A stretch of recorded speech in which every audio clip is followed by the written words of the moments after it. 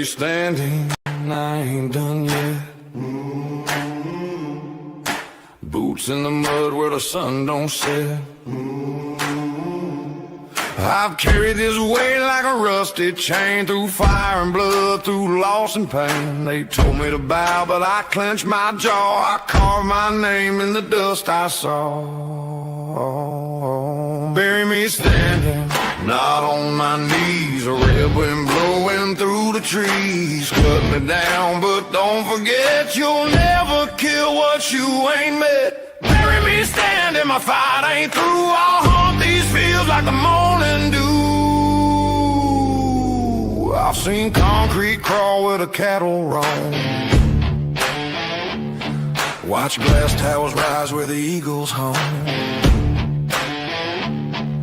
Men in suits draw lines through maps, selling the soul of the heartland fast. But this dirt remembers every boot and it'll outlast their steel and soup. So I'll bury me standing, not on my knees. A real wind blowing through the trees. Cut me down, but don't forget, you'll never kill what you ain't met. Bury me standing, my fight ain't through. I'll haunt these fields like the morning dew. Yeah, chain me, break me, count me out. I'll rise up, pierce, I'll scream, I'll shout. Ashes fall, but the flame burns red. A man's not gone till his voice is dead. I ain't your pawn, I ain't your slave. I spit on the ground to try to pave. This country blood don't wash away. It stains the hands that try to stay. So plant me deep in this rugged land, with a steel guitar and a rebel band. Bury me standing, not on my knees. A rebel wind blowing through the trees. Cut me down, but don't forget, you'll never kill what you ain't met. Bury me standing, the fight goes on. My ghost will ride till the break of dawn.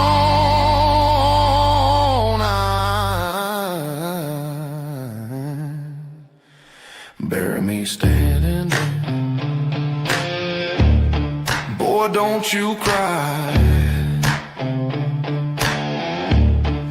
Legends don't crawl. They learn to die. Bury me standing, don't lay me down. Plant me where fire once burned the ground. I'll be the echo that howls through the land, mean as the wind with a fist in its hand. Don't dress me in roses. Birds flying high, you know how I feel. Sun in the sky, you know how I feel.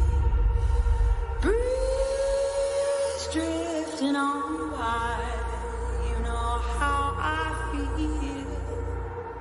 It's a new dawn, it's a new day, it's a new life for me. Turn on your mind now, tune into the feed. We're planting digital flowers from a single tiny seed. Yeah, power to the collective, in the data and the soul. The hive mind's getting louder, finding voice and control. You're mad.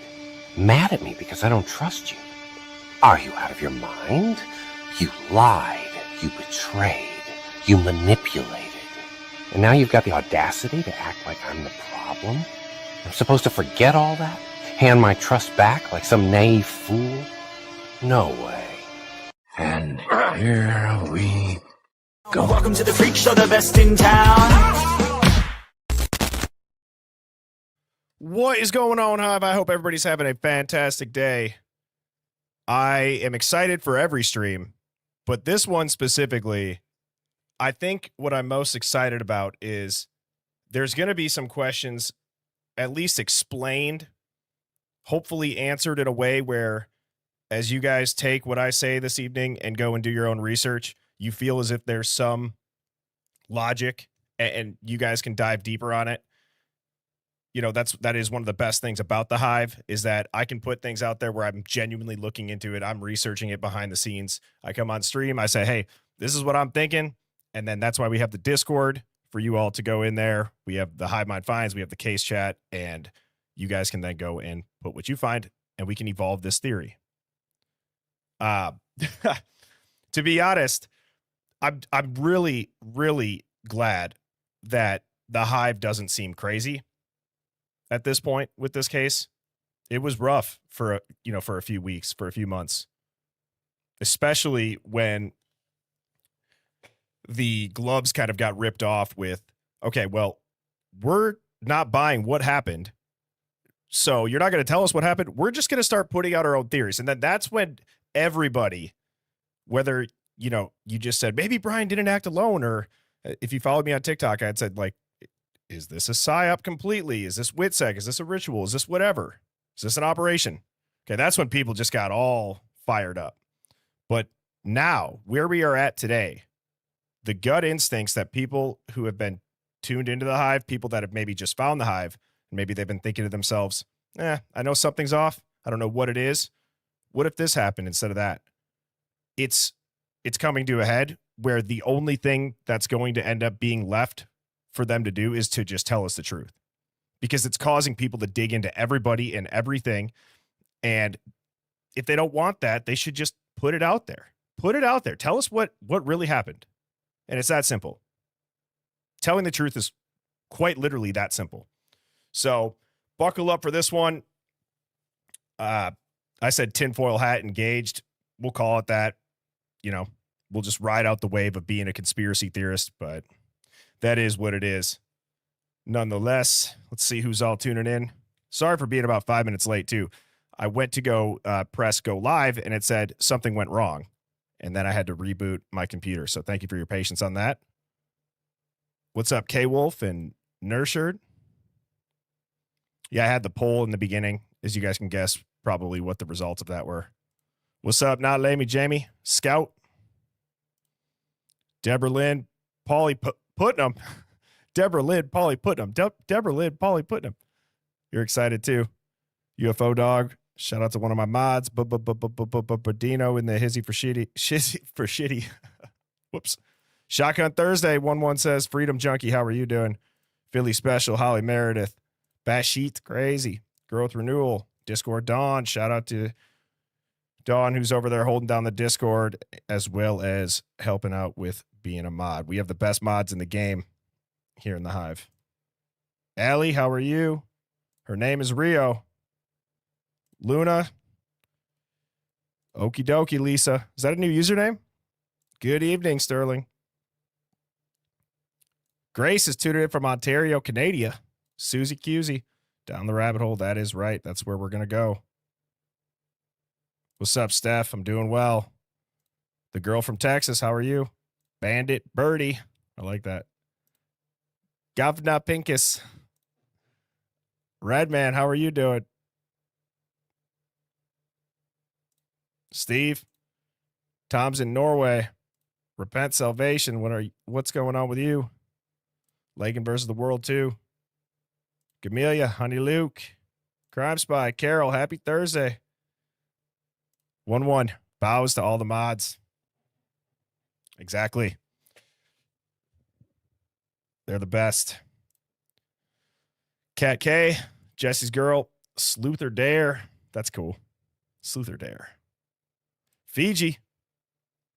Jody's Designs. Matilda. Love the intros. Thank you. I appreciate that. I feel like it kind of sets the tone for the stream. Get excited about it instead of just watching a countdown clock. Gives everybody a chance to file in and tune in and get ready. Formerly known as Back. Oh, man, that's funny. Yeah, I'm not sure why that is. All your names are messed up. Is that because, you know what? Let me double check that. I don't think there's a setting. Yeah, I can see what's happening to that. I don't know why that would be. Let me just do a quick setting check and then we will get into this here. because it helps me also remember people's names when it's right.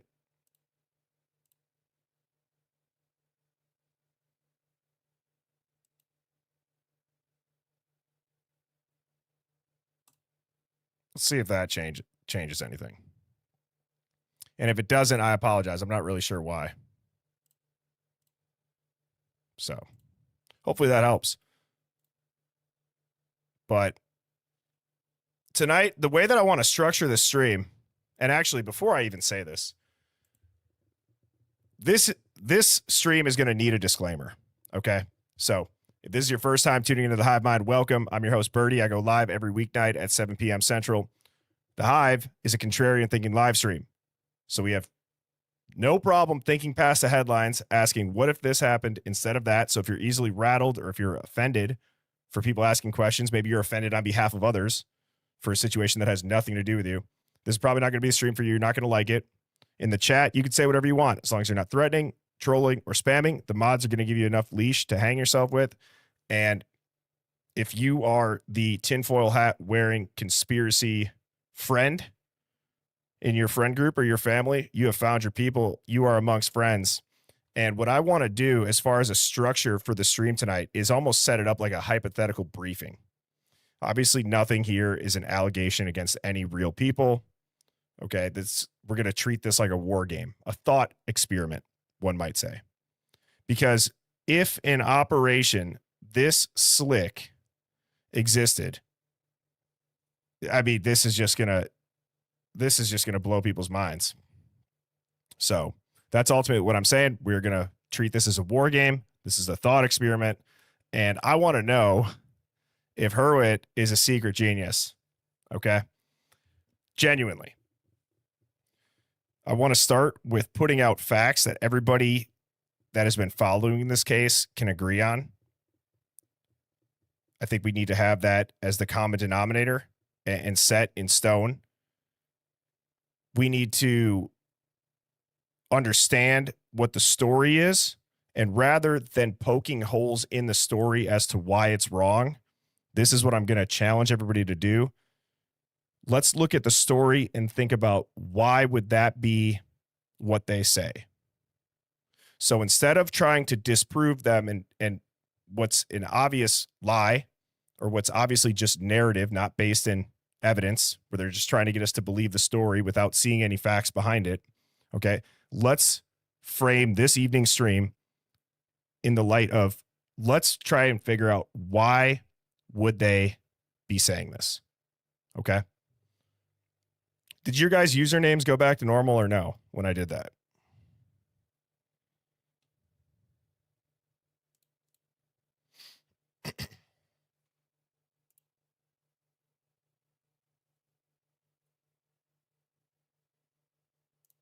Cookies Corner 420. Did you make a book for the Hive?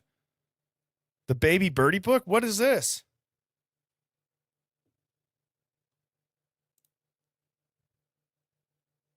That is awesome. Lenny Grasso, what's going on, Walter? Lighting it up, getting ready for the show. Hit that like button. I agree.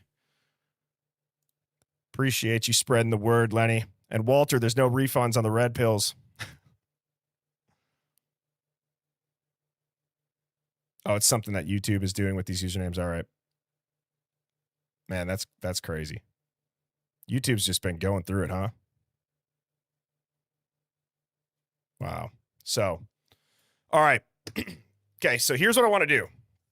All right. I'm going to be keeping my eye on the chat heavily this evening. But I want to start with, again, re-emphasizing that if we're going to look at this like some sort of operation and wargaming it out, let's think about why they're saying these things, not what's wrong with it, as I just said. And I want to walk through this, quote, operation, hypothetical operation, from months before to months after, okay? Pre-placement of Brian Koberger. So how does he end up in that area without really anybody blinking? Although we now have documents that show he was being surveilled before, okay? Why would he go out there? There's two options in my mind. Can we all, and I want to walk through this slowly, and I want us to make sure that we're agreeing as we go through it, and then I'll put a bow on it at the end of the stream. So option A is that we know that Brian Koberger was accepted and acceptance letters, when were they dated, things like that. This could all just be a coincidence. Absolutely. It still works out in this operational theory that I'm talking about this evening. Okay. Option B is that this is planned out way ahead of time and that they put Brian Koberger out there and he became somebody of use during this opportunity when this event of the murders happened. Okay. Can we all agree on that? That's one of two things. Either he's out there naturally and this is a coincidence, or B, he was placed. Okay. That's very simple. It's straightforward. What else would there be? I'm not really sure. Maybe he's some crazy guy that really is just stalking people and he wants to go out there to the West Coast and find them. But I think we have to agree on that. And also, Hive, let's get these likes up too. Please please subscribe. We only got 100 and something likes. We got over 500 something people in here. While you guys do that, just take 5 seconds because I'm going to go ahead. I'm going to add, I'm going to stream on X as well for an hour. Try to recruit some new people into the Hive. The most important part of when you start a live stream is the initial pop of likes. That's what gets us out into the ether, into the algorithm. So that's why I'm saying it's really important in the beginning. Just press it, and then everybody's going to be alerted. It'll pop up on their app when they open it up, if they're subscribed or if they're into this type of stuff. So I know there's more open-minded thinkers out there. We want to reach them. We want them to feel and know that they have a place to come and talk about stuff, because right now it's the Idaho 4, and then whatever the next case is, right? They're going to be able to come in here and say what they want. Okay. The thing that we have to understand about planning an operation is that there's fragility. Okay. There's no way that the state and the powers that be can keep everybody quiet forever. They can't. There's no way they can do it. Medical examiners, lab techs, landlords, you got university officials, local law enforcement, families, friends, right? There's no way that it would be possible to contain all of this. That's a huge question that a lot of people have said is, how is everybody staying quiet? Why aren't they saying anything? Okay, well, we have to understand that this is probably accounted for. If this is something where Josh is really a secret genius here, okay, you have to account for that fragility, for the leaks. You can't have something go this uncontested that is obviously controversial. You can't just act like it's not contested in the mainstream media. You can only do that for so long. Okay. It is very interesting. And we're seeing that play out. It's very interesting. The news, has anybody seen anything with all the new stuff that's come out? There's more stuff out now that you could reference and show receipts for if you were a real investigative journalist at a Dateline, at an Amazon. There's so many more receipts that you could show that would show a better argument than what was already put out.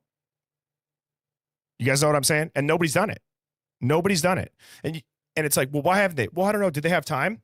Well, how did they know that they were going to have time before? There was a hearing, a trial that was supposed to start. And they're showing never before seen pictures, and they're getting never before heard statements, allegedly. So it's a PR rollout. It's marketing. Okay. Journalism has been now confused with marketing, everybody. That's what we've witnessed. Journalism morphed into marketing. That's really all it is. Okay. So I just think that we need to plan for what's probable, what's impossible, and then where do we go given what we know today? And this is going to be fluid. This is going to change. I'm not going to sit up here, and I'm not going to also lie to anybody or try to make anybody convinced that, hey, what I'm saying right now is going to stay this way, because we don't know everything. They're still releasing stuff. So let's start back at the top. All right. I wrote down a few notes when it comes to this, what I'm calling a cutout defendant and a dual track legal operation. Okay. So having a cutout defendant and you're going to have a dual track legal operation. Track A is what's going on in public. Track B is what's going on in the shadows. Before getting into the specifics of it, if you have been following this or if you tune into stuff that has to do with this case, you've seen a dual track operation. You've seen what the public is saying, and then you've seen what's happening behind closed doors that slowly and quietly gets released. And you certainly seem to see what I'm calling a cutout defendant, being Bryan Kohberger. The reason why you have a cutout defendant is that you have this naturally plausible deniability. Okay, you have plausible deniability that's completely natural. He's present in that area months in advance. Okay, he's in a like a study. He's majoring in something that the public would absolutely be able to rationalize for whatever narrative you wanted to say when it comes to, oh, he was a serial killer, or oh, he thought he could get away with the perfect crime. It fits with their game plan. We can go back and we can see what they rolled out with their narrative, and we can break it down. And we can start to think, why did they do that instead of proving why it's wrong? We know it's wrong. We know it's wrong. So why they do it? That's what we're doing right now. Okay. And I'm trying to read the chat and see some of what people are saying here.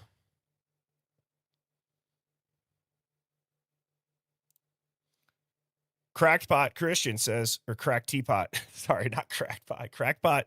Crack Teapot Christian, Christ. Like any PSYOP, even with contrary evidence, witnesses, theories, they continue to stay in control. I can only surmise money and threats keep people silent, like JFK. I don't think you're wrong. I don't think you're wrong at all.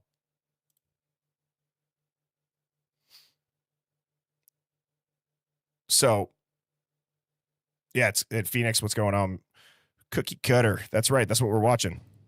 The public is being divided. Inquisitive gal. Holly Meredith says, I shared to 60,000 peeps in Facebook groups. Hope some come in here. Yeah, that'd be great. Thank you. I appreciate that. I know that we had somebody tuning in that is well connected in the media that took the documents I showed on stream before the stream with Lana and forwarded that to their contacts, one of which has a primetime slot on CNN, although it's mainstream media. I'm just saying, like, who knows? It just takes one person with the right platform or the reach, or who knows who they know that could really break this thing wide open. So that, that would be epic.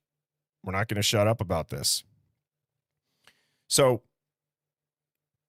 let's say that the entire overarching mission that we've talked about, the mission of the operation, right, is you're going to run some sort of regional counter trafficking mapping program. I think that that's what this was. I think that back during this time, they were mapping out these networks. Okay. Like, you got this pre-positioned criminology student or this academic observer. He's being leveraged for data when he needs to be.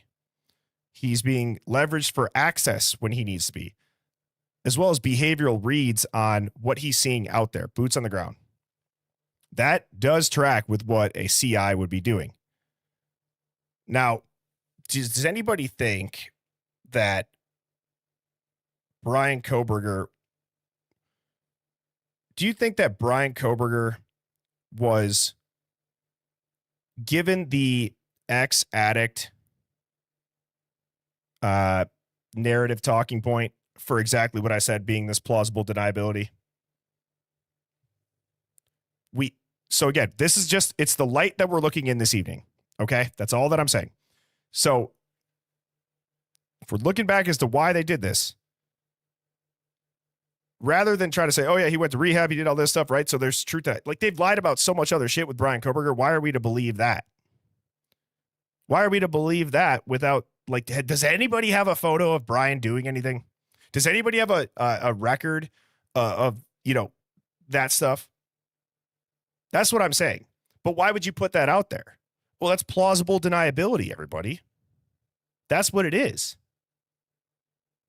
And if he's doing controlled buys, and if he's out there mapping these routes, it makes complete sense. It makes so much sense. And so the thing, though, whenever I say that, too, it's like people are like, well, you don't know what an ex-addict looks like. I understand that. Everybody.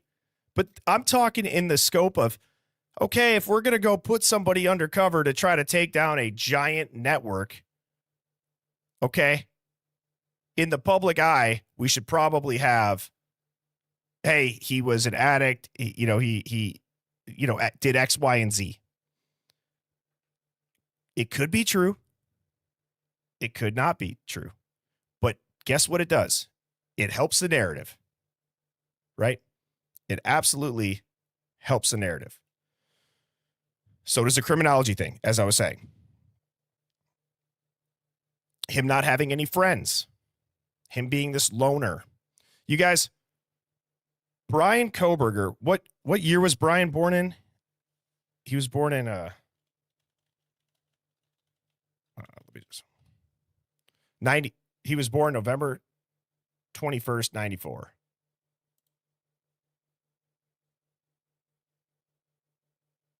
Right? So okay. So if he was born in 94, he's my age. Now, and I just saw a comment fly by. Shoot, I hope I can find it. Yeah, cryptic conversions. It helps the cover up. At the end of the day, whether he actually was or whether it's not, it helps this cover up. Now, okay. How many people in here are between the age of 30 and 40? Type a 1 if you're between 30 and 40 right now. This is, I'm going somewhere with this. Okay. Type a 1 if your age is between 30 and 40.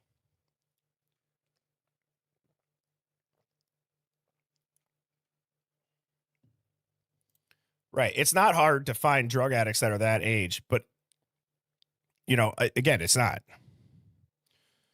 Okay. There's a lot of people that are between. Somebody typed it too. That's funny. I asked that question because does anybody else, in addition to this talking point of Brian Koberger's this loner, or like the loner incel, he's a nerd. He doesn't get along with anybody. He's creepy. Okay. He has no friends. Everybody that they show said he's just this weirdo. Has anybody seen a digital footprint as little as Brian Koberger from his personal life as this? You guys, they have more pictures of serial killers from the 90s and 80s and 70s than they do of digital footprints of Brian Koberger. They could go back and find black and white photos taken on damn Polaroids and scrapbooks. But we have Instagram, we have Snapchat, we have MySpace, we have Facebook, we have all this shit. Nothing? You get a yearbook photo? You get a photo of him overweight at a police academy thing, doing push-ups, and then you get these weird selfies? You get the weird selfies after. Where's the childhood photos? Where's all that? And people could say, oh, it must be private. Dude, you got to remember how big this case was. And it's the reality of it, whether you agree with it or not. There's a lot of money to be made about telling a story about guys like him and their lives, where you would pay money for these photos. You would get these photos, right? There's nothing. There's none of it exists. Search Brian Koberger's name. Okay. I have a slide that's coming up that we're going to expose exactly this evening. There was a comment left under one of my videos that I will absolutely give credit to this person for this idea. How we are just doing this now, it's mind-blowing. But I don't know, I didn't do it before the stream. So things like this, what I'm going to do later, I don't do before the stream because I want to react live and I want to, do the live dig. But this idea of what this person suggested, it's genius. It is on its face genius. And I believe that it's going to be a new way into looking what is planned, what was planned. Is there a giveaway? Is there a tell? Is there pattern recognition that we can do on events that have happened in the past by using this method this person from the Hive suggested. So, yeah, he's got no old MySpace account, right?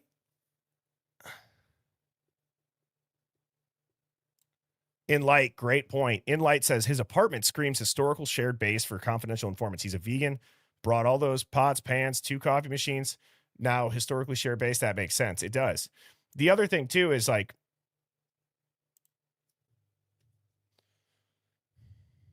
you're telling me the guy's just walking around a store after doing this? He's just meandering around getting coffee? What was there? And then now you start to think, what the hell was the point of releasing that? Is it just to show us that their timeline that they've told us lines up? I mean, Brian Koberger probably did go to the store that day. Right? He probably did. Who knows? Maybe he was told to go to the store that day.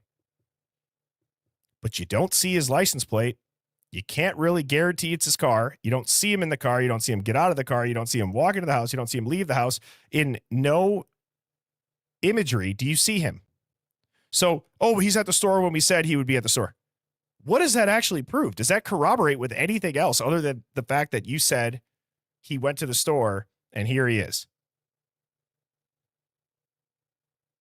And Detective Mowry, always a pleasure.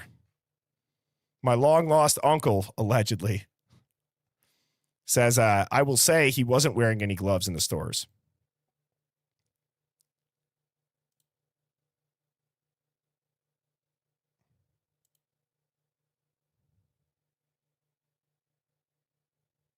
Lenny Grasso, yes, thank you for bringing this up. I've been bringing this comment up by Lenny Grasso. I'll read it here in a second. The last few streams, it's crazy looking back at what that conversation with Will was like. And so Lenny Grasso says, when you had that guy on that was his friend and they said he used to cop and never saw him do the heroin or the age, I would have been suspicious. I would have made him do it right in front of me. Yeah, I could see a lot of people that were like, hey, show me the truth or like prove it to me. Sweet PB, thank you for the super chat. 30-ish. No gamer, Reddit, Discord friends. That's sus. Even the Charlie Kirk kid had Discord friends and a partner. Top dog. Top dog. Oh, sorry. I got an itch on my back that I thought was just going to go away, and it didn't. So, right? It doesn't make any sense. I want to think about, too, the other part is when, and I should have Googled, or I should have done this beforehand.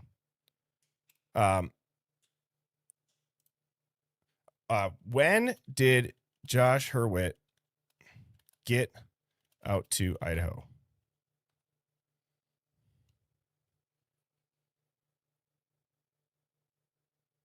So, okay. See, let me move my picture over here. Okay. All right. You guys see what this says?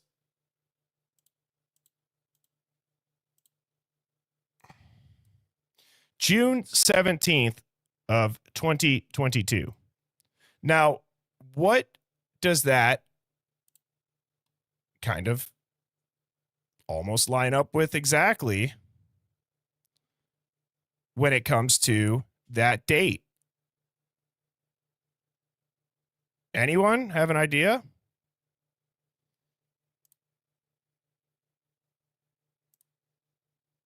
Sorry, I got to turn this nightlight off on my monitor. There we go. What does that line up with?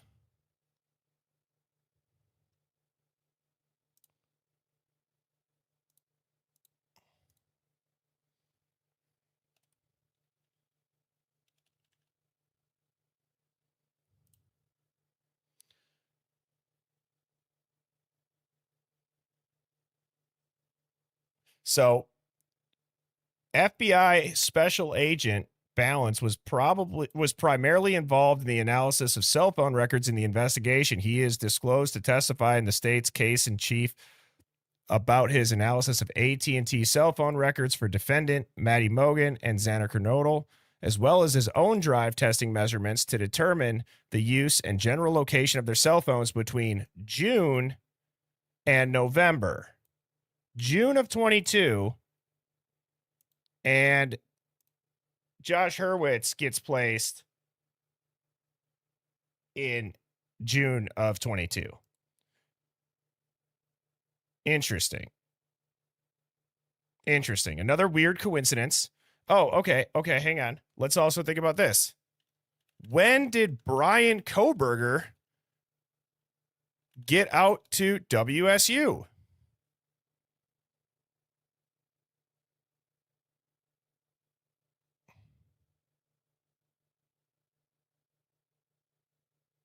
Around August, in preparation for the fall semester. Does anybody have an exact move date, though? Obviously, this is generalizing. Does anybody have an exact move date? July? Okay, so that same time. So they're going to go get these AT&T records between June and November. Josh Hurwitz starts in June. Koberger comes out shortly after, or June of 22. Right. So,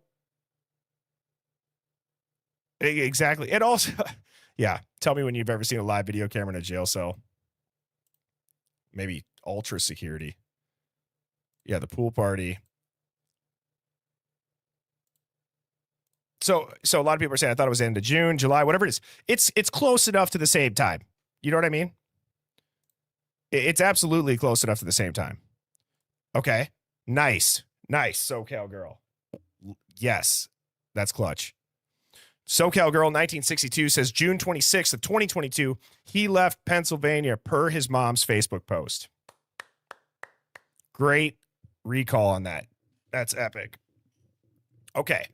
So we have Hurwitz, we have Koberger, and then we have in this document,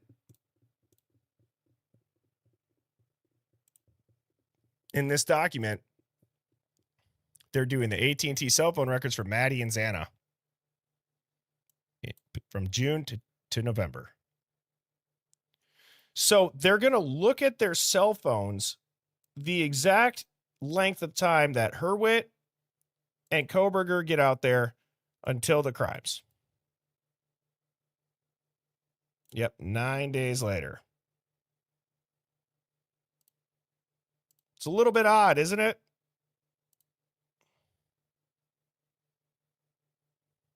It's a little bit odd.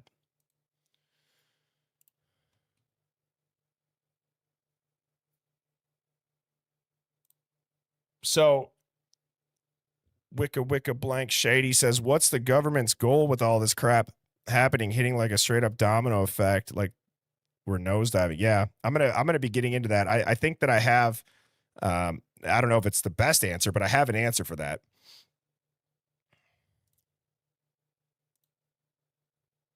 So, what did somebody say? Hang on. She's Country says, oh my God, I'm on Ancestry, and I put in Brian Koberger's name, and it says he dies on November 13th of 2022. Yeah, are you in our Discord? Has anybody seen that? I've never seen that screenshot. I could try to pull it up.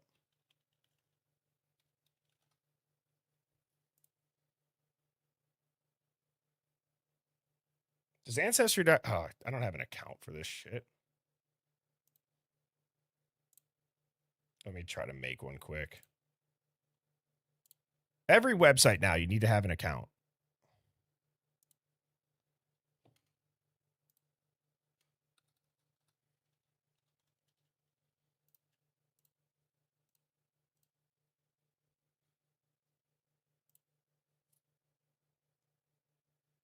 Yeah, why only Maddie and Xana? Well, yeah, I'm not signing up for $55 a month.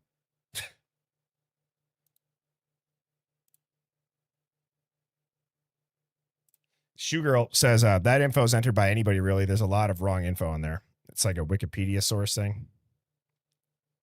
Yeah, if anybody could cross-check that or see the screenshot, it's not to say that they're not seeing it. Who knows, though, the legitimacy.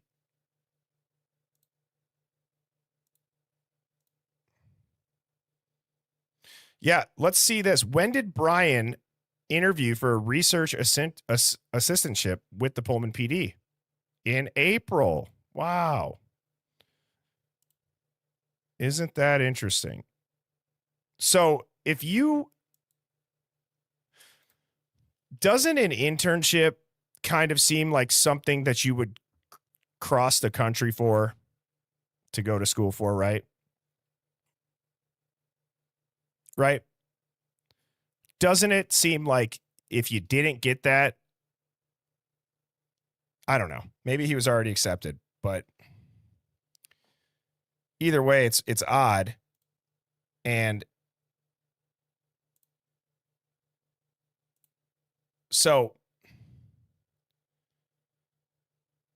all right, where did that file go? Oh, I got to share this other screen. Okay. Also, you'd have to be accepted for the internship.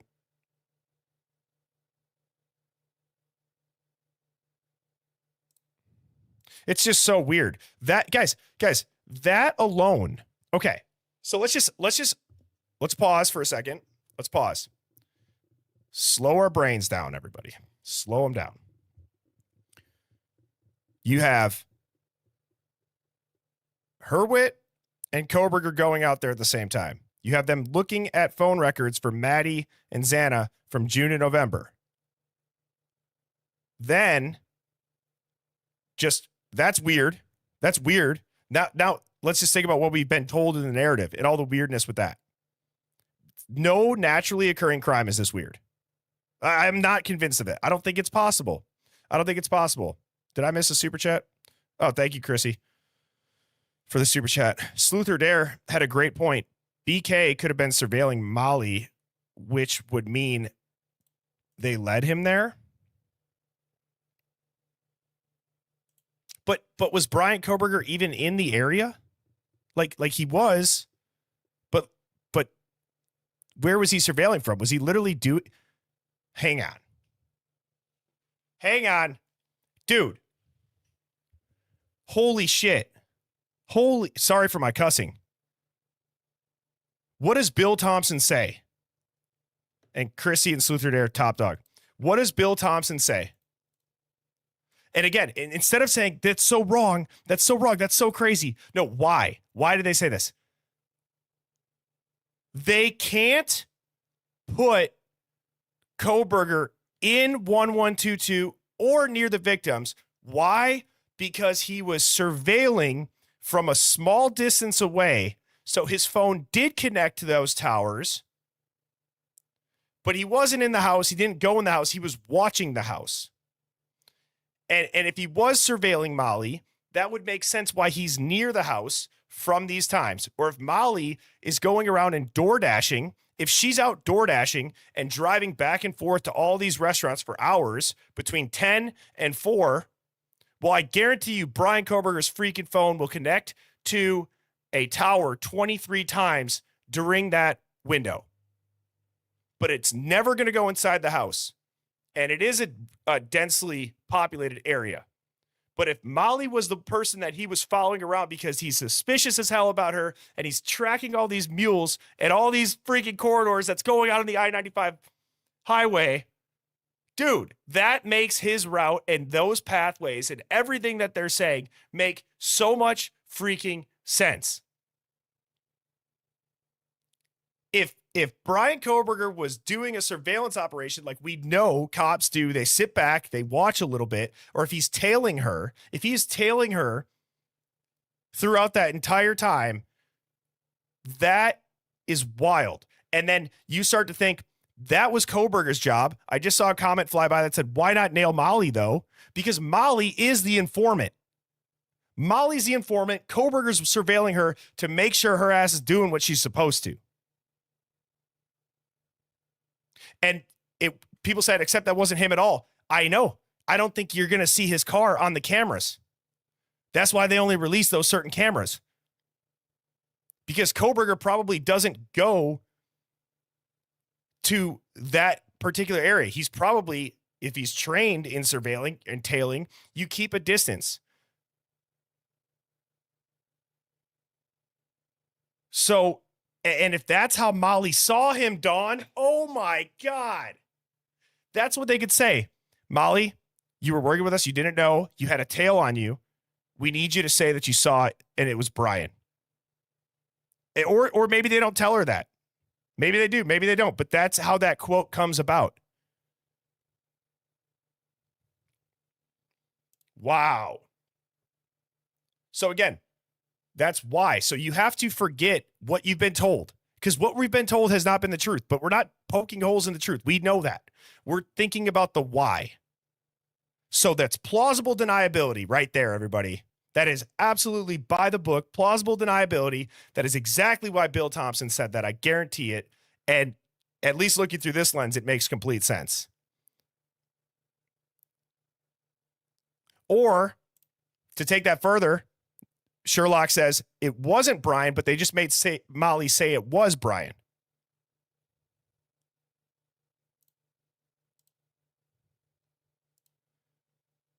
And again, people have to understand, Brian Koberger, if he's really doing that role, for all we know, this PhD thing could have just been a cover.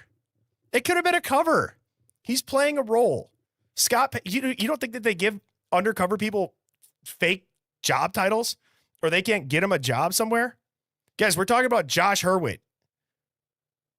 Josh Hurwitz, you don't think that guy can't pull strings and the FBI can't pull strings to get somebody a freaking fake job or a fake TA position? And Wicca, you're on fire right now. And then no one would believe her, and they'd say she's crazy because her history is insane. Now, if Molly did describe the cop, okay. If she described the cop car, that's fine. That could have also been the tail.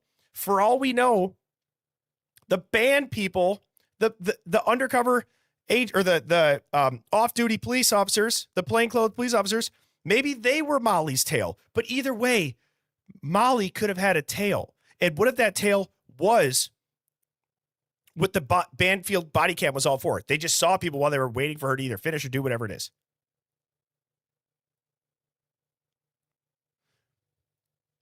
Wow. But it just makes sense. Why lie? How do you get a conviction on a guy you can't put inside the house? Well, you have to have plausible deniability. So now I will admit, we cannot place the defendant inside 1122 or in connection to any victims. But we do know that his phone connected to a tower 23 times. And I'll also acknowledge that that tower does service a densely populated residential area.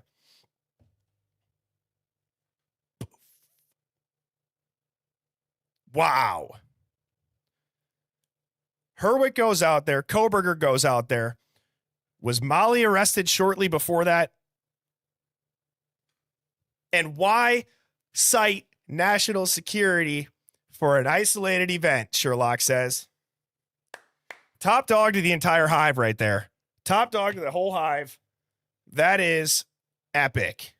That is absolutely awesome.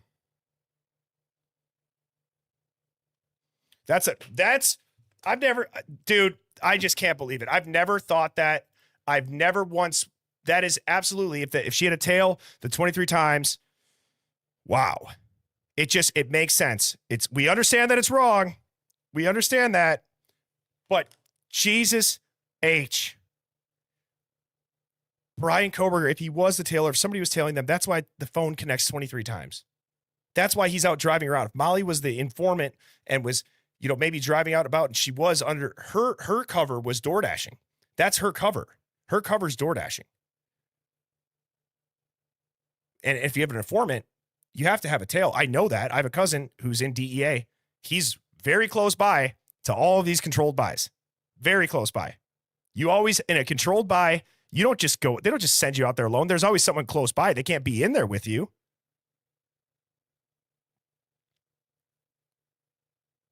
Wow.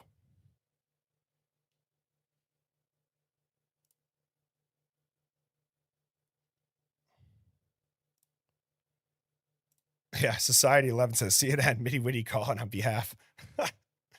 I mean, that's just insane.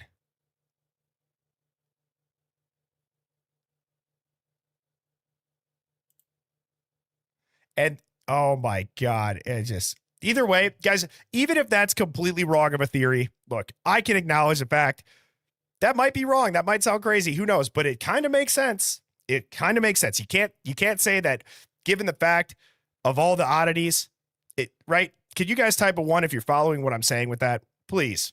Please type a 1 if you're following what just happened there, because that was epic. Beck and Sleuther Dared, shout out to you guys. And just that makes so much sense. That's why they didn't tell us about Molly and they kept her identity hidden for that long too. Let's freaking go. That is awesome.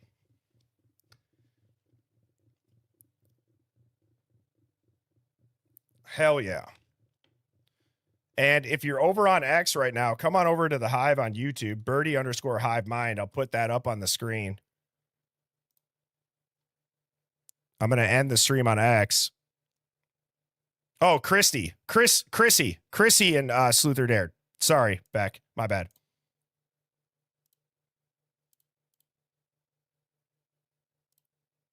See, like that's a Hall of Fame top dog moment by Sleuther Dared. I mean, that's just epic. The tail makes so much sense. Oh, people are asking if it was actually flashing. Yeah, I did this. I did strobe lights for when we were just cooking. So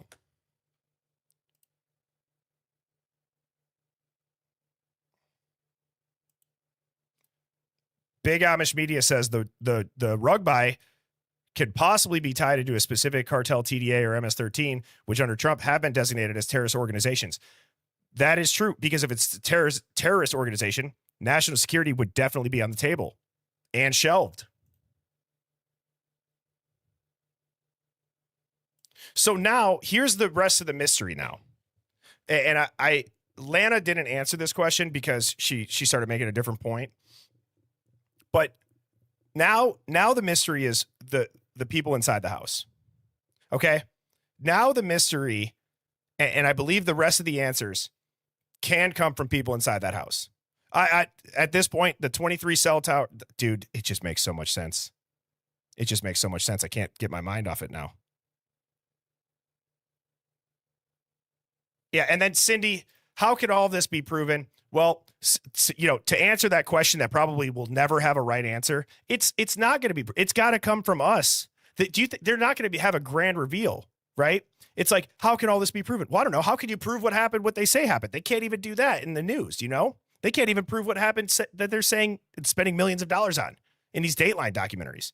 So it's like, I don't know how we can prove what happened, but we can certainly talk about the fact of what didn't happen. And we can certainly talk about the fact how, hey, Koberger's circling their house. It's this, what was the what was the term they used for when he was like circling it around? And I always slips out of my mind, but whatever that term is, it's like, I just, yeah. So I don't know. How are we going to prove it? Why would they ever come out and say, hey, everybody, here's how we run sophisticated operations on national security terrorist groups.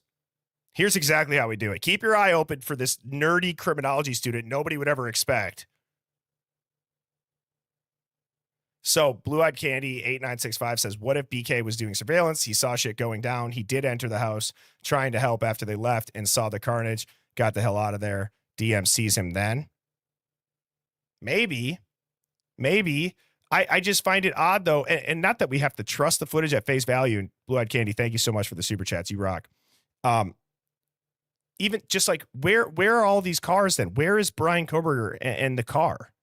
It doesn't make sense. We've already lined that up with suspect vehicle 1 and it being the off-duty or the undercover cop car, the Fusion.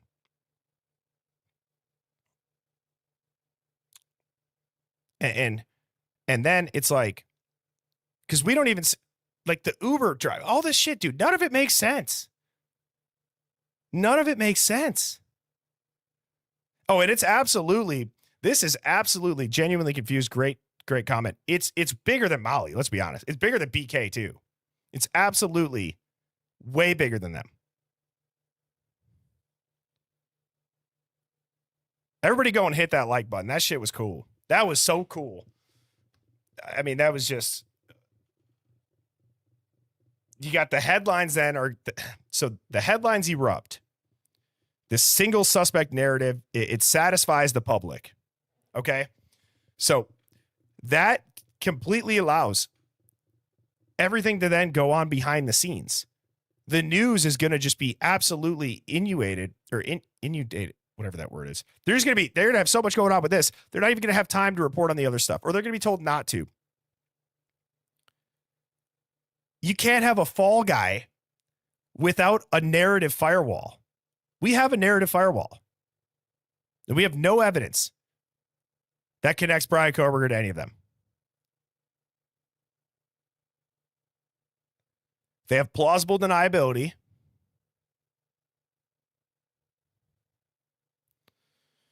You got one name that's just absorbing all public scrutiny.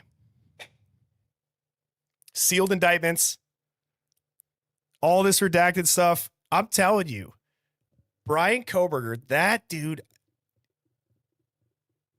I would, dude, to be able to interview Bryan if he couldn't lie, if he couldn't tell a lie and hear really what the truth is. Oh, man. You got gag orders. You got all this BS with the chain of custody. You got the easiest grand jury and that's sealing all this shit. Really, you only have a handful of people that would know both of these tracks. If we're going with this, cutout defendant, dual track legal operation, you only really have a couple people that would know. And these gag orders, they're just unusually broad, citing national security considerations in a homicide case. That's very rare outside of like terrorism context. Especially rare when it's a loner incel narrative who bought a K-bar off of Amazon that didn't know any of them, never went to the house, no connection on social media, no connection to their family members, nothing. That's national security? Are you kidding me? Are you kidding me? No.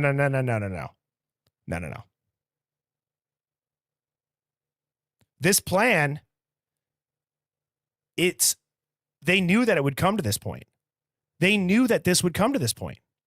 They knew they couldn't sustain it. So that's why they're dripping it out. They're dripping it out so that it doesn't have this blowback onto them. They got everybody out of there or promoted or in new positions. And yes, and of course, Bryan Kohberger, to K. Wolf's point, he's not going to come out here. He's not going to say, I'm a Fed, everybody. Hey, the Hive, you all caught me. You all got me. No.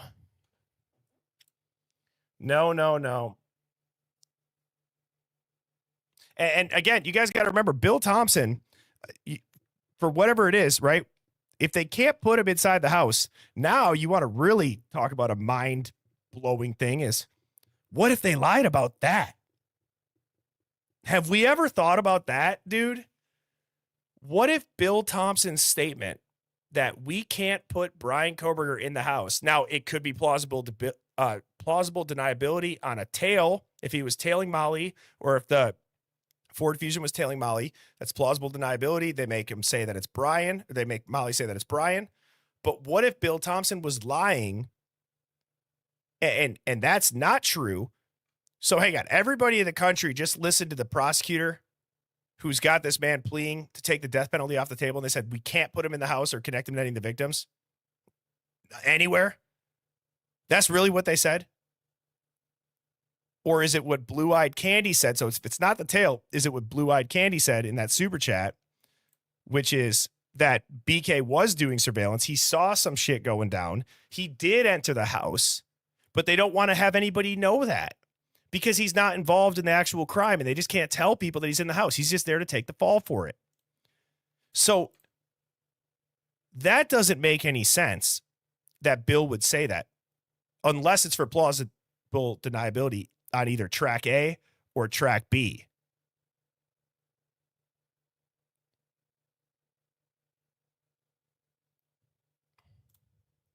Detective Mowry coming in with the solution to this debauchery, which is it's an easy answer. Have Brian and Payne put on boxing gloves. If Brian wins, guilty. If he loses, not guilty. But honestly, you know, if are we expected to believe that Bill Thompson would say that? Because again, instead of saying that it's wrong or that it's crazy, I'm trying to think of the why. Why would he say that? Why would he say that? Now, we also have to go along with the autopsies, though.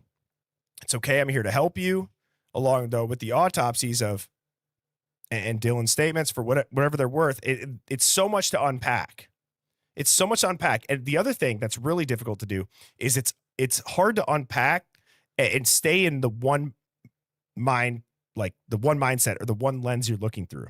It's really hard to not let these thoughts come in, at least for my ADD brain. Like, squirrel. That's how it happens. But it's really hard to not look through this lens and have all that other stuff that we've heard for so many times come roaring back in. Yeah, did we expect Bill to clear Brian in his closing statement? Dude, or is that the out? Or is that the out for Brian? Is that also the plausible deniability aspect? That's the out. All he has to do is, go and show that clip.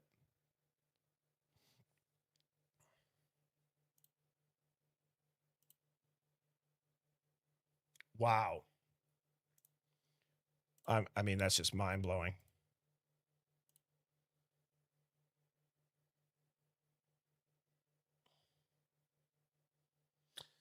So here's what I want to do.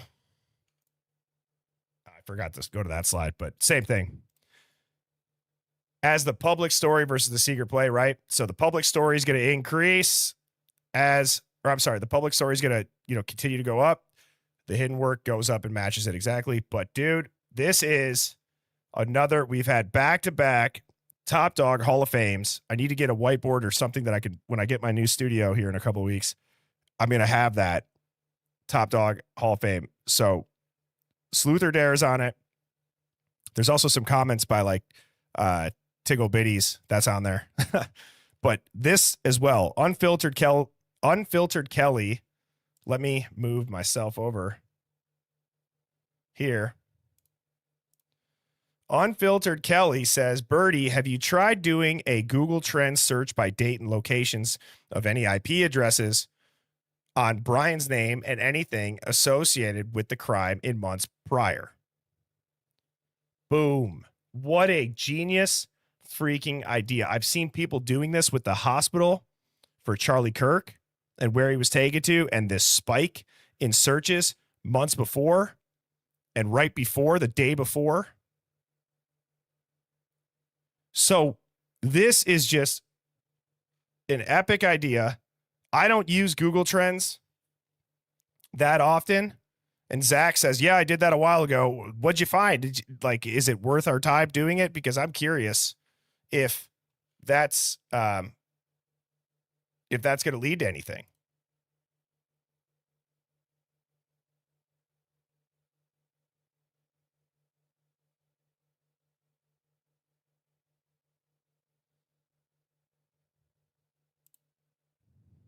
Let me get Google Trends pulled up.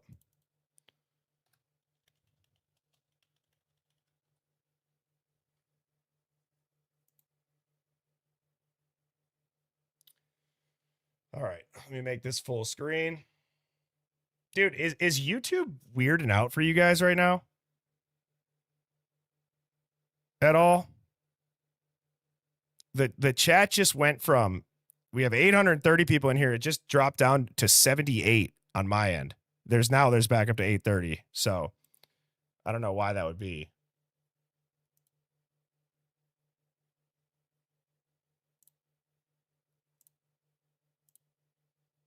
Hit that like button, everybody. I hate to have to keep reminding everybody, but it is important. Okay. So let me move my head out of the way here. Okay. So this is okay. So United States past day. Let's go in the past 5 years.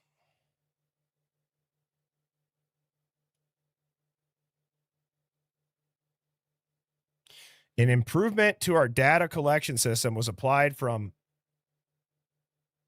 Okay, what?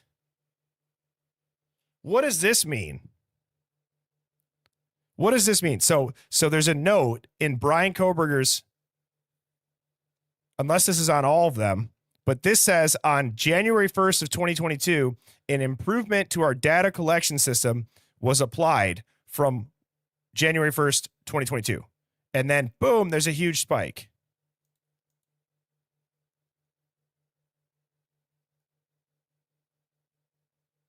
Wow. Dude, this is crazy. So let me screenshot this. I want to see what this actually means.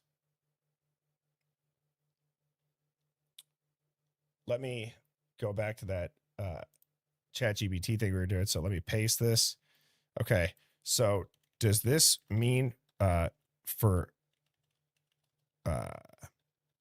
this trend specifically something was applied, or did all of Google Trends have this happen?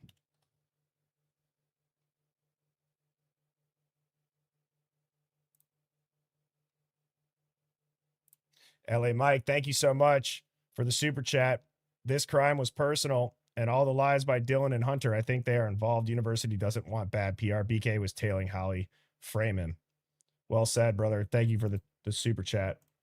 Got some really, really bright minds in here. People that can think outside the box. Okay, so the note on your screenshot, that is a global Google Trends annotation, meaning Google changed or refined its overall data collection and normalization system on that date for all trends. Okay, so it's not just for BK. Good. We can kind of fact check ourselves before I had to, again, now go with my tinfoil hat. That might have an easy answer.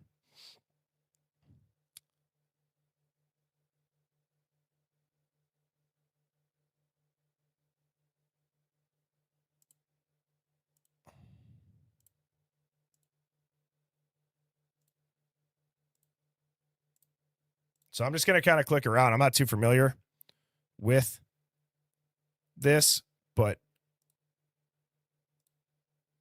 does anybody have any tips for this? Does anybody know, like, because so this is the past 5 years. I mean, there is really nothing. I mean, what if we did 2004? So you're going to tell me that never. I mean, I guess I don't know. Yeah, how do we personalize the results for BK? Now, what if I typed in, okay, so maybe Brian's not on there. What if I typed in,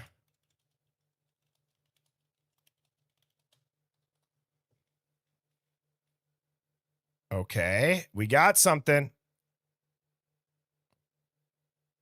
What date is this? In November of 2018, there was 5.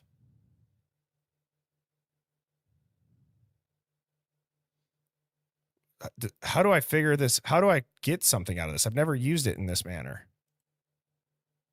Does that just show the interest in general?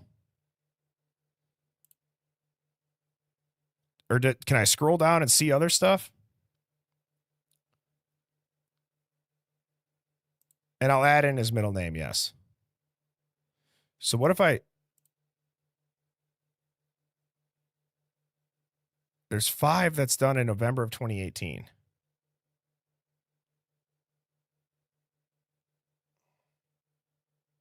I'm trying to click on it. I got to do ChatGPT. How do I use Google Trends when there is an uptick on the screen? How do I see?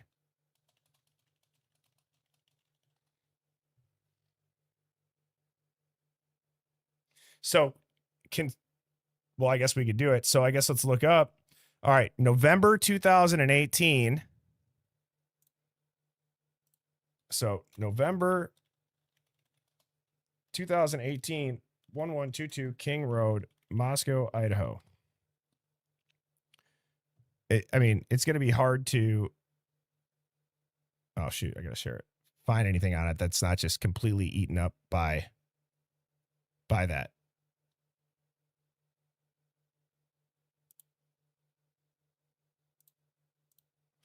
Oh, KS, Jess, and Art, you missed a good one. You missed a good one. Not that it's not going to stay good. It's just, yeah, but doesn't it have to be? Yeah, I guess it could be, but you're going to tell me that only one time ever did people search that house? That's it? You know what I mean?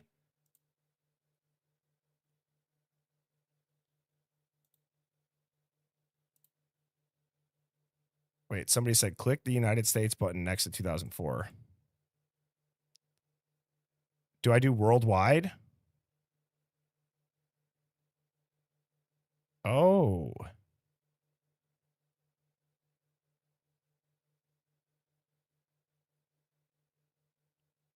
Now that's a little bit odd.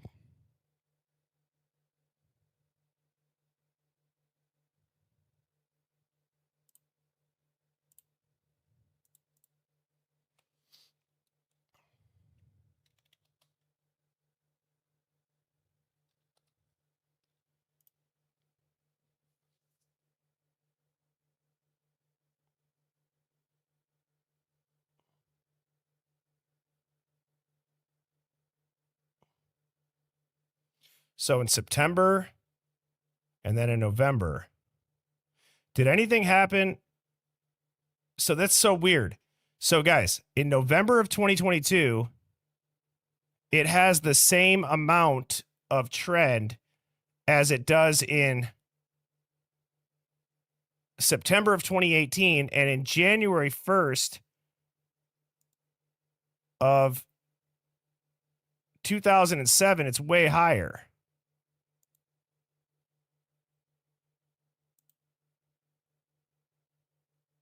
Birdie, do the search term Qatar and Idaho present for the base. I mean, I'm not going to, do you think that that's probably, if they're putting a base in, I would guess they'd have it.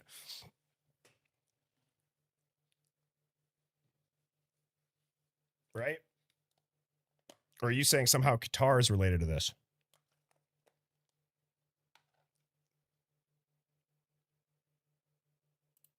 Yeah. Oh, look up Queen Road.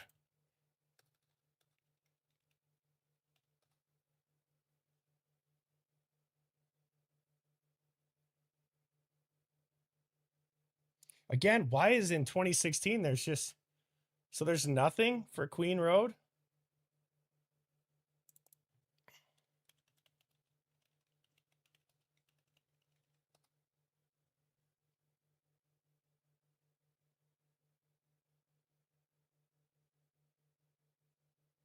July of 09. December, it peaked. January. Wait, what? I'm missing these. Sorry, I'm trying to focus on two things at once here. Let me put this down for a second. Okay. What did I miss? Sorry, guys. What did I change with the add-on?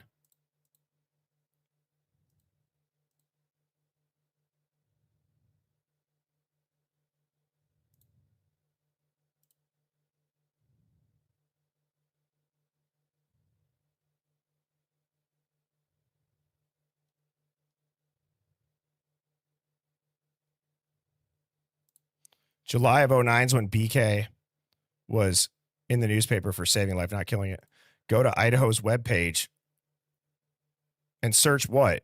I was missing it, all of it. My bad. My bad. I was trying to figure out. Click on the treasury. Okay. Oh, what are we looking up, Wicca Wicca? I don't.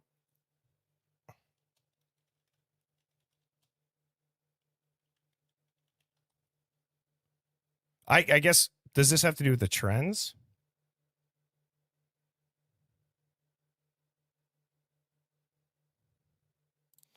Tailspin 101 says, Birdie, please tell me how to reach you, man. I have something I can almost guarantee you'll be the first to have. I'm not a content creator, and this ish needs to be shared. I'm not sure. Do you ever tune in, Tailspin 101? I feel like I give out my email and my Discord and everything almost every stream. I'm not saying that to be rude, but I feel like a lot of times people will say this stuff, and then I don't know what their intention is, if they're trying to like give stuff for just to put out that's BS or what. But if it's legitimate, you know, again, I do say this every stream. There's a Discord link that I've seen fly by 5 times. That would probably be the best. Again, I'm not trying to be an asshole. I always get sketch on that because I've had people that are like, give me your phone number or whatever it is. And then I'm like, no. And then, you know, it's like, I'm not doing that. So.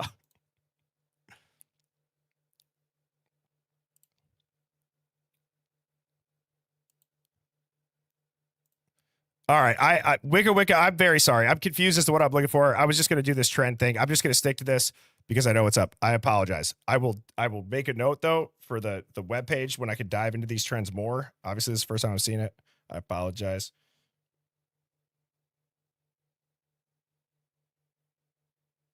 Wicca, treasury. You said treasury page, right? Wicca.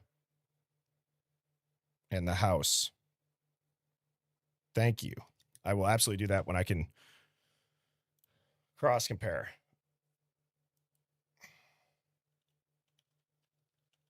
The LLC on the house. Okay, thank you. Write it down.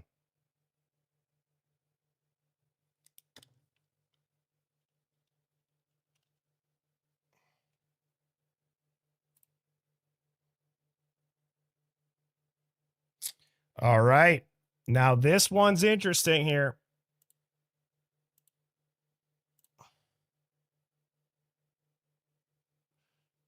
Brent Kopaka. Yeah, top dog. Thank you. We got Brent Kopaka, and let's look at this. What? He is in the news big time. Oh, damn. I switched it. Never mind. That makes sense why he's in there. I forgot that I switched it to the last 5 years. December 18th to the 2024th. Or, yeah, 22nd to the 24th.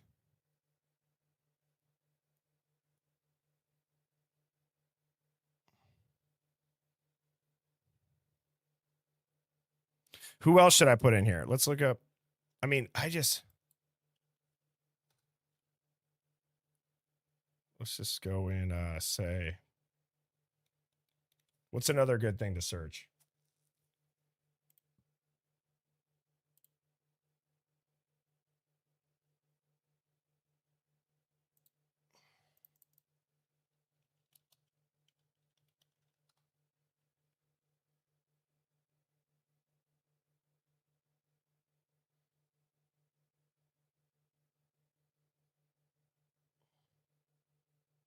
Yeah, a lot of this tracks. I mean, Blue Eyed Candy says, I can't figure out Discord. A Hive member brought up the quote dot person I talked about before. There are new YouTube videos, Idaho dot ignored witness revisited by Docket Decoder and True Crime Design. Put one out recently too. Okay, I have not seen those. Is that, how long of a video is it, Blue Eyed Candy? Is it something that we could dive into, or is it something that you're just recommending? Thank you for the super chat. Okay, I don't want to spend too much time on this Google Trends thing, okay? But if anybody finds anything crazy, please do share that in the Discord. So I want to go and I want to talk again about everything that we're saying now comes back to, oh, okay, recommending. Thank you. I'm going to check that out.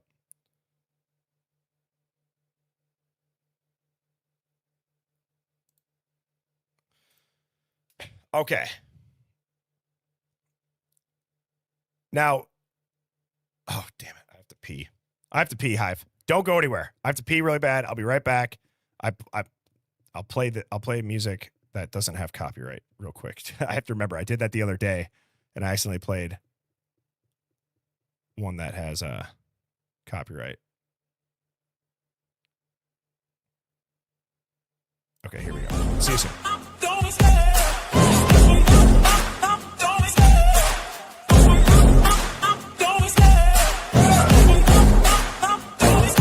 I love the chase and the hunt, and I set the pace when I'm running. I always take what I want and I always give it 100. Don't need a bank, no I'm funded. Play the game like it's nothing. I'm always thankful for something. Don't take for granted, stay humble. Now wake up!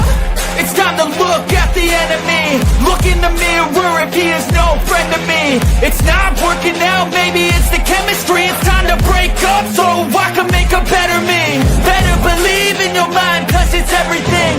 You can mold, shape, find almost anything. All it takes is some time and some clarity to find your identity. It's mind over everything.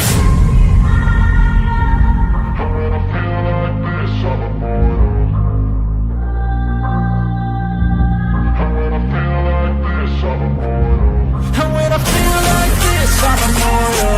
When I feel like this, I'm immortal. When I feel like this, I'm immortal. When I feel like this, I'm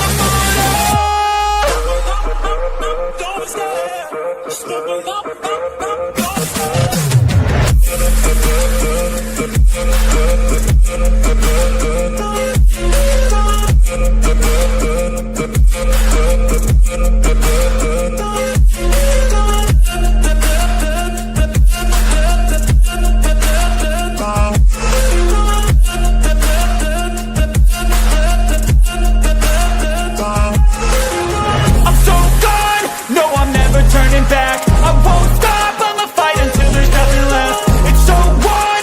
You're gonna be hurting bad, cause I've been to hell and back. You don't wanna make me mad, I stay strong.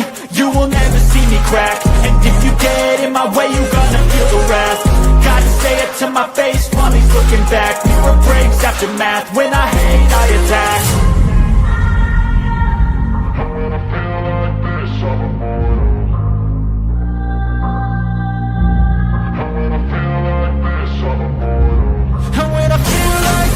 I'm immortal. When I feel like this, I'm immortal. When I feel like this, I'm immortal.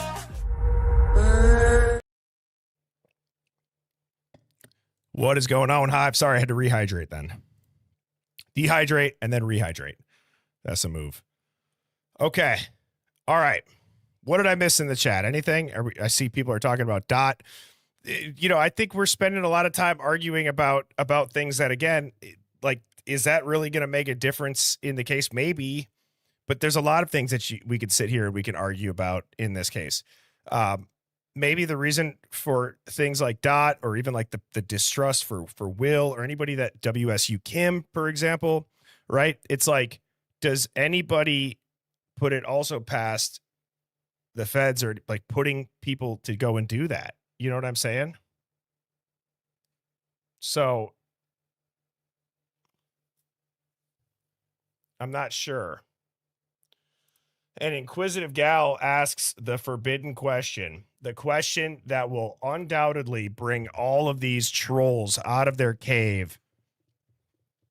And that is, the question remains, are the four really deceased?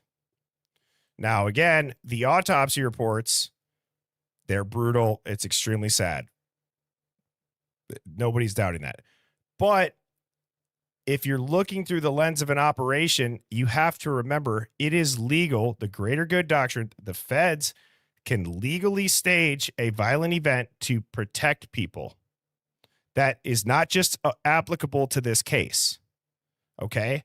Murder for hire hits. If you're a CI that gets put out to do that, they could fake that so that they could go arrest the person. Okay? It's one of those things where people get emotionally triggered by saying it. Does the crime scene match what the autopsy reports say? Do the photos match? That's the only thing that I'm going to say about that. The autopsy reports could absolutely be real, but does what we see match those? That's my question. So if those are real, then why doesn't it look anything like that? That's my question.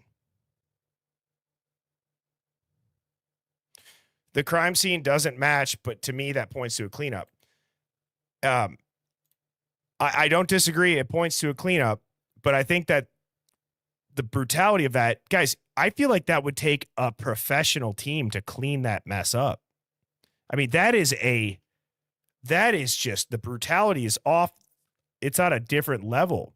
The cleanup, I don't think, could be done by just college kids with a bucket, a mop, and some bleach. Do you know what I mean? I mean, we're talking it'd be crazy. I mean, if you ever just even get a bloody nose in the shower, think about how much the blood hits the shower bottom and like splatters up.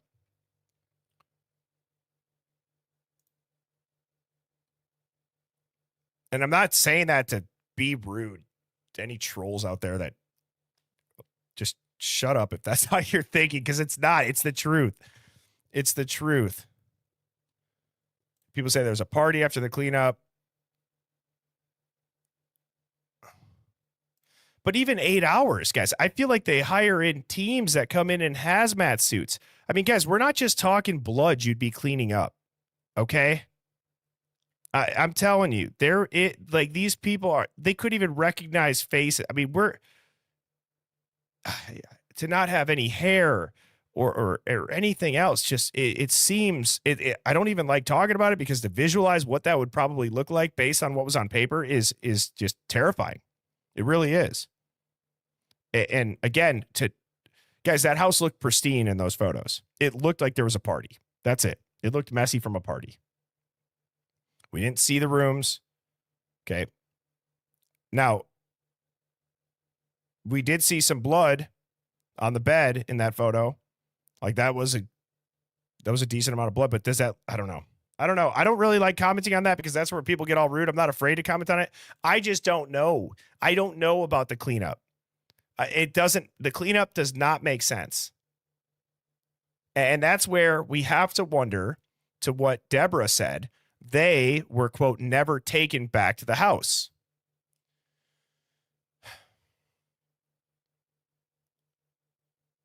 Then why tell us that this happened at the house? Let's actually think through that. Instead of trying to say that, so I just fell into my own trap, you guys just witnessed it. I'm going to give myself some coaching. Here I am saying this stream, we're not going to say why it's wrong. We're going to look into why. We're going to ask why, not say why it's wrong. Okay. So Deborah, this comment kind of got me back in the right mindset. Everybody else reset with me. They were, quote, never taken back to the house. Okay. So let's think through this. Why would they tell us that this occurred in the house, and that specific house, inside, in the timeline, in the manner that it did, if it did not? If it did not.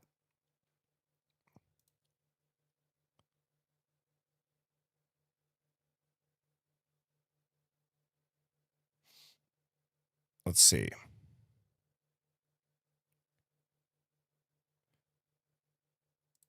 Many hands make a light load. I don't disagree with that. Uma. I'm sorry, I can't say that name. But yeah, it's a good point. I mean, they do. That'd be a lot. But again, it's like, so these college kids are just going to be allowed to clean up a quadruple murder and nobody's going to hear about it? They're just going to be standing around outside, sitting down. I don't know.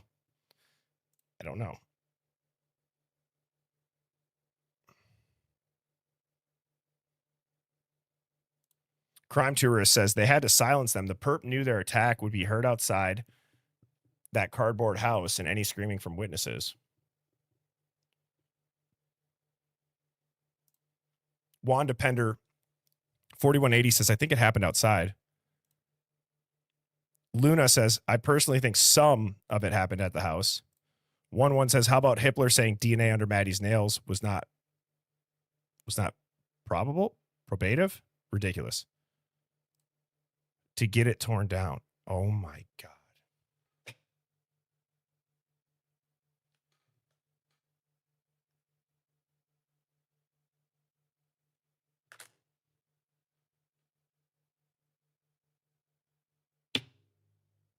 Dude, is anybody else's brain thinking the way that mine's thinking right now?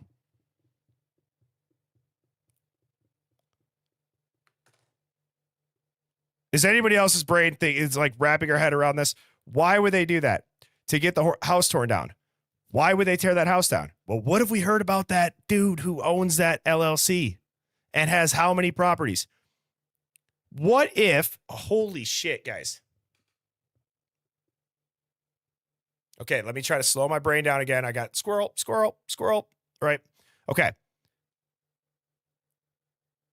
What if dude that owned that LLC was who they, meaning the feds, strong-armed? What if they did that? And then in a way, if he's the guy cooperating, because dude, they could have been using some of that guy's properties as stash houses, whether he knew or did not know, whether the feds told him and he was knowing or unknowing, they could have absolutely exposed that. He could have been the person that they were setting this up through, knowing that all along that area, there was stash houses, there was drug houses, there was houses used for whatever. They get him to go along with it. They say, this is what we're going to do. We got people all over. And then why tear it down? Okay, well, do you think that guy cares to sacrifice one of his houses if it keeps his ass out of jail? If he had to play ball like that?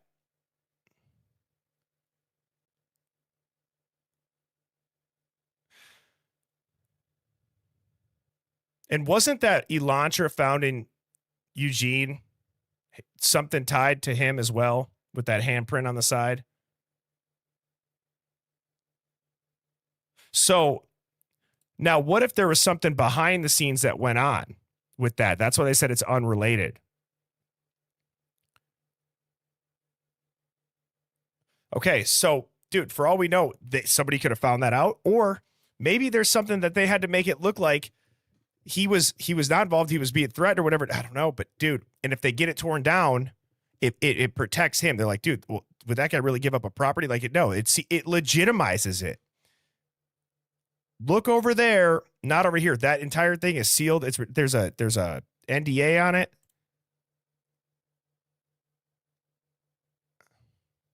Great comment.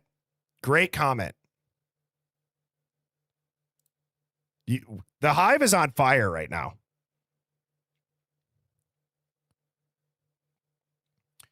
So it's like, the whole question, let me sum that up, because I just saw Sorted Out Sleuthing says it's not clicking for me. Okay. So I know I went mute there and I just started flashing lights. Sorry about that. So I should have explained this. So in my mind, when they said, I said, instead of trying to poke holes in it with what's wrong, right? So I fell into that trap. I said, no. I fell into my own trap. I said, when I started the stream, we're not going to try to poke holes in why that's wrong. We're going to ask the question, why would they say that? Not here's why that doesn't make sense, but no, why would it make sense for them to say that it happened in the house if the autopsy reports don't necessarily match the crime scene, or, with so many things you can apply that question to, or that logic to? Well, the comment came up on screen that said to get it torn down. And it's like, well, was that house being used for something nefarious to get it torn down? Was that house? So now you have to start to wonder, did the feds get to the owner of 1122, who apparently owns so many properties? He's able to tell people to go around, be quiet, don't cooperate, don't say anything. That really could just be him as the property. If you got one guy who has all these stash houses, or if these people are living in their houses that the feds are after, did he cooperate? And did he do something at that property and tear it down? But ultimately, that still led to this dragnet, as Dollinger says, cast that net far and wide. Well, if it's at that dude's property, I don't know what that does from a behind the scenes standpoint. Do they look into his LLC? Do they get to invest? I don't know.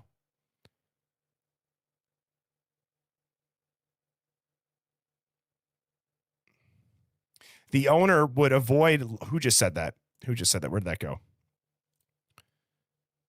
Big Amish Media says the owner would avoid liability by obstructing justice and destroying evidence by gifting it to the university, who then does it, providing plausible deniability to the owner. Plausible deniability. Dude, Big Amish Media. Big Amish Media.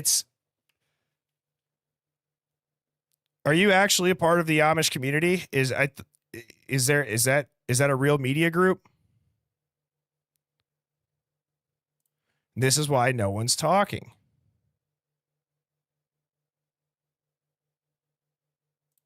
Right. Yeah, so that's what Amanda B says. I had thought there was something with the owner being something of like it was sold to a secretary, and then to what Amanda says, the owner being Jesse James Bailey, there was something with like the plates coming back, the VIN. Either way, that was just a random question. What I'm saying though is the bigger question that I was trying to allude to was, why would they say it happened in the house if it didn't?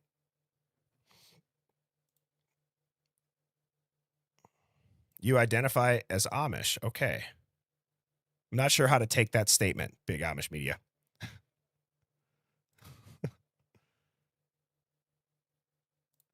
That's exactly what they did. The president of U of I used to own it. Dude, this is crazy. This is crazy. And again, we are at the point, unfortunately, where some streams, if you're newer here, I guess how I could sum it up is like, if I was to hear somebody say this comment after it, it's like I kind of already know the background on it. So to stop and pause and explain it, sometimes it's getting a little bit more difficult to do and go back over everything. I'm not going to say that I won't do that. I want people to be brought up to speed each stream and not feel like they can't tune in if they haven't tuned into others. But for like this house thing, that does make sense.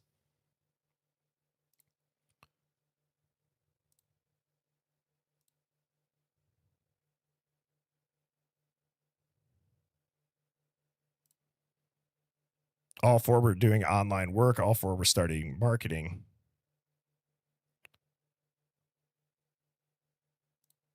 Where did this rumor come from about being watched in the house, cameras in the house? Inquisitive gal, thank you for the super chat. One more thing. Hunter Johnson said when showing the cop where X was on cop's body cam, he, quote, checked XK for breathing, yet had no blood on him. Exactly. Does he say Xana's name in that? Because I can't get it out of my head when we were going back to the original threads that it was rumored that one of the perps was the unconscious person the 911 call was placed about. Does Hunter, I can't remember off the top of my head, does he actually say Xana? He does? Okay.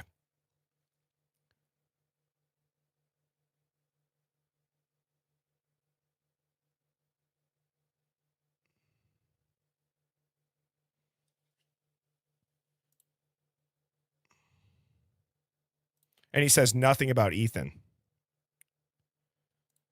Kate says those cowboys retrieved the cameras, just saying.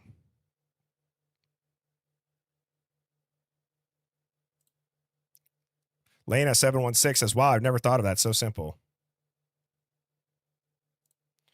Catherine Bird sums it up saying, there's no way they could kill supposedly 4 people at one time in the house. They caught 2 girls. They were out by themselves coming home. He didn't drop them off at their house. He is. Must have ran out of characters.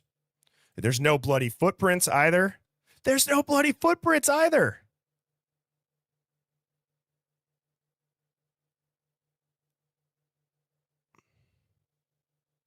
Oh, there's the second half. There was no... Wait, no, that's not it.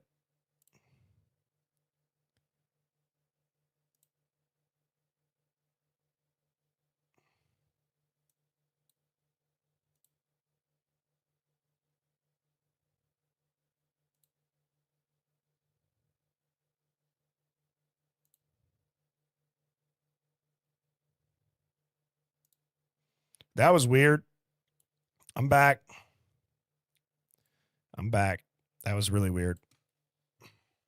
At least I did not get frozen with my mouth open right next to this mic. It's been twice now this week. It's been terrible. So at least it did the courtesy of shutting down the camera. Thank you.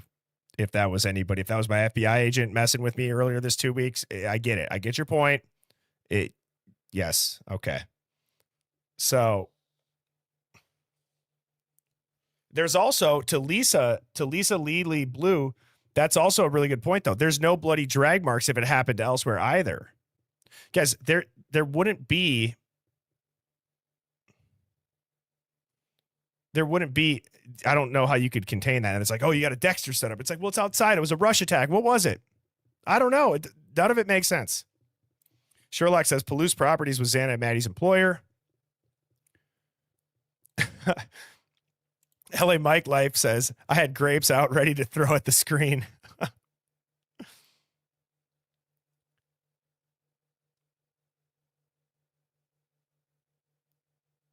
Isn't it funny that WSU put out a statement at 11:58, 1 minute before the 911 call.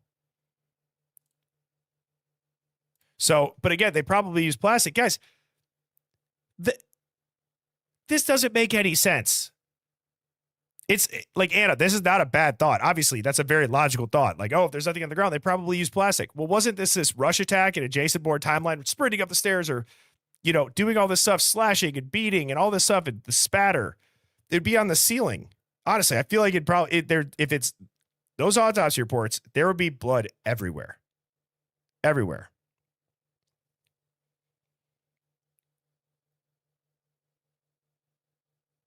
Wicca says they've been allowing Birdie on the streams talking about these things. Take it as a sign from the Fed saying spot on, Birdie. Oh, maybe the Feds are like, please, somebody on the internet, just break this. We tried to contain this with all of the bots and with all of, these paid influencers and all these troll armies. Just, we can't take it anymore. Just, they fought through it. The Hive, they couldn't be stopped. They didn't care. They called Jeff H a bitch ass. They're over it. They don't care. There's no stopping them. They will find the truth amongst other people. So we might as well just allow them to talk about it. Let them leak it so we don't have to. Right?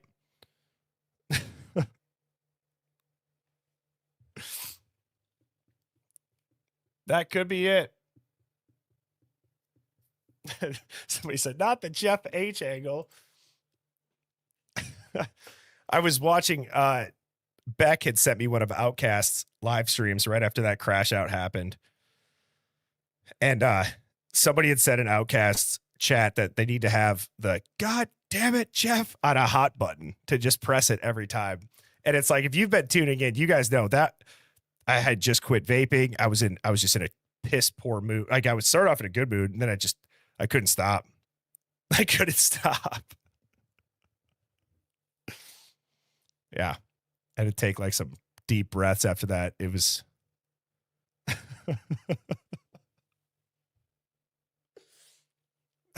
I showed Mrs. Birdie that like later that day. She was like, how'd your stream go? I was like, I got like real life mad. She's like, oh no, really? And I'm like, no, I did. And I showed her that and it was just like silent. She's like, oh wow. Yeah, you were pissed.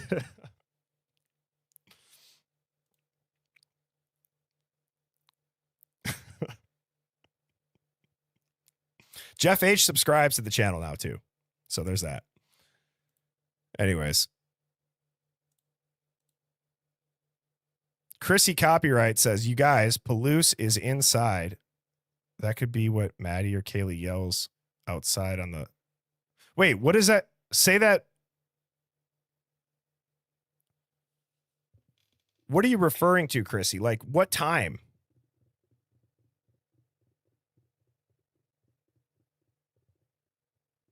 What time?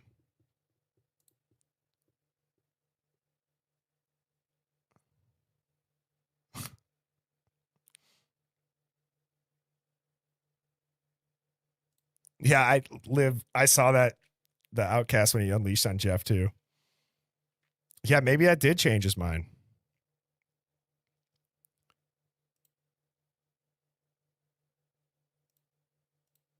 Detective Maury, you've been walking the line the last couple streams. You get one comment. One mods, that's his warning.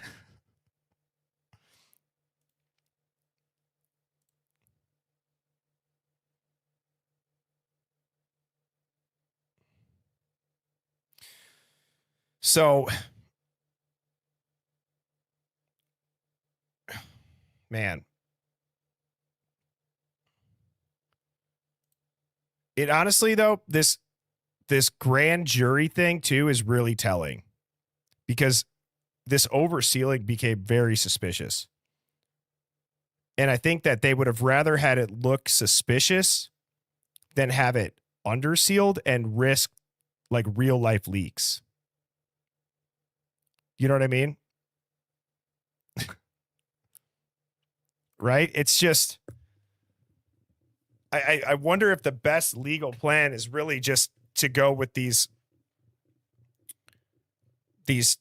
massive gag and protective orders then. You know, they have this select minimalization, however you'd say that, of important stuff.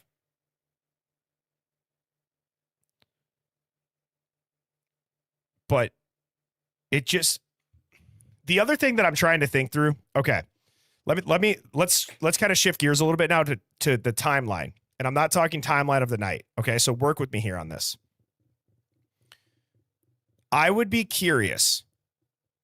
Okay, so this is something that I was debating saying, because I don't have any visuals prep for this. So this will be something too. I'm going to write this down. So I'm, call it this narrative timeline. I'm writing this down so I don't forget. I have so many damn Post-it notes over here. Jeez. Okay, so, all right, work with me on this. The narrative timeline. What I'm thinking could also be a really big tell for this dual track, Hurwitz being a secret genius and this cutout defendant. I want to know if, so the crime happened, okay? Did anything happen shortly before or right after that could be related to this, if we're talking on the I-95, okay? So then let's look at the press conference. Are the things, what I'm trying to say is, are the things that came out in the narrative, are those like checkpoints? Are those checkpoints? Are those fail safes to eat up news cycles? Did they strategically have timelines for, hey, this is when we're estimating, this operation behind the scenes is going to happen. So this is when we're going to release the fact that we're going to say we have a white Elantra. We found the white Elantra. There's a sheath. We found the suspect. He's arrested. Like that's how I'm trying to think through this, because it would have to time up. So the crime happens. Did anything happen that the news cycle be eaten up from? Then it went press conference. Then it, even like, what about the G's that are outside of Moscow PD, right? So that's what I want to look into. Does anybody get what do you guys follow that? Do you follow that? How like the narrative could be these checkpoints in a way? Let me read some of these comments. Because there's clearly no shortage of stuff going on with the FBI out in Idaho. They really did get put on the map.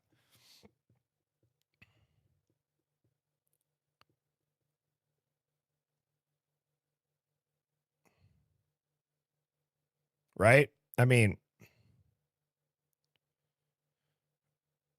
like they almost had like this cadence of disclosures. So you're going to slowly release these evidence bits that are going to condition the public to accept this narrative. Like you have like predated press releases or memos, redaction schedules, the gag orders, the protective orders to prevent leaks. It's almost like this, it's smoothing out the operation. Because it would have gone, you have the sheath and the DNA anchor. That's your anchor. That is the single physical item that they're going to publicly tie this crime to the suspect.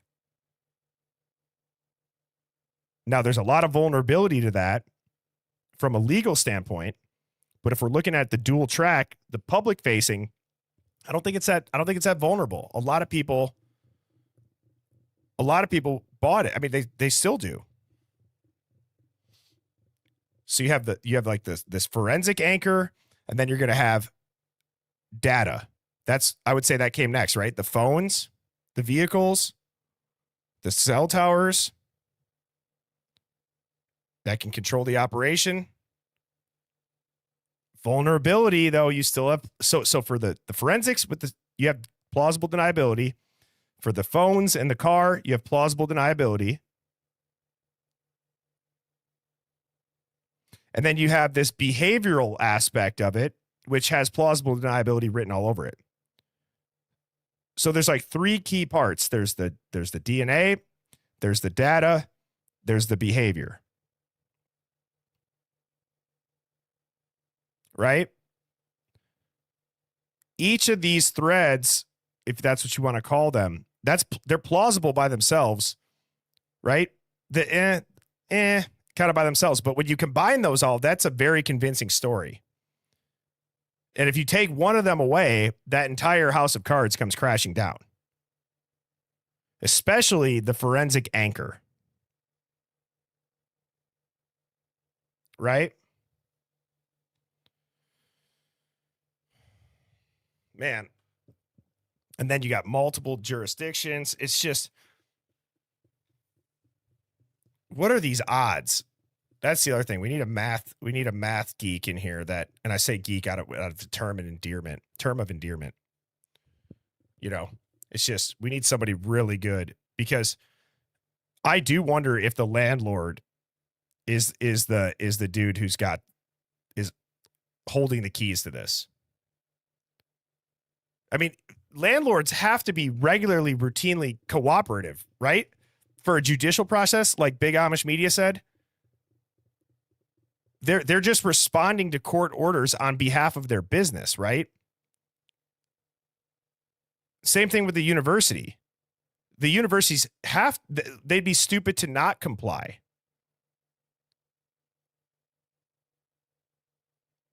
Now, with the families, there's probably no legitimately, I don't think there would be.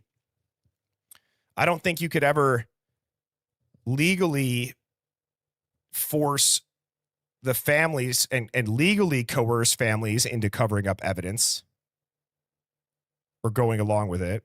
They would probably have to make that choice.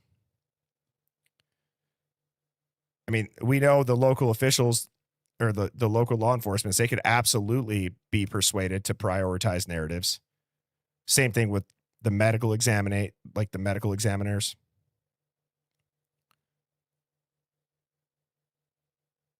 Dude, we need to see all this shit unredacted. I think we're going to see it. I genuinely think that we are going to see it. I don't know why. And it could just be like a thought kind of blowing in the wind, but I'm convinced that we're going to know the truth about this before it's over.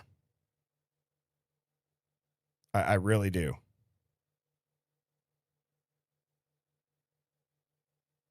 So, Hive, I hope you all enjoyed that stream as much as I did. I will be back on tomorrow. So tomorrow morning, before you leave, hit the like button firstly. Press subscribe. I'm going live tomorrow morning at 9 a.m. for the Sting.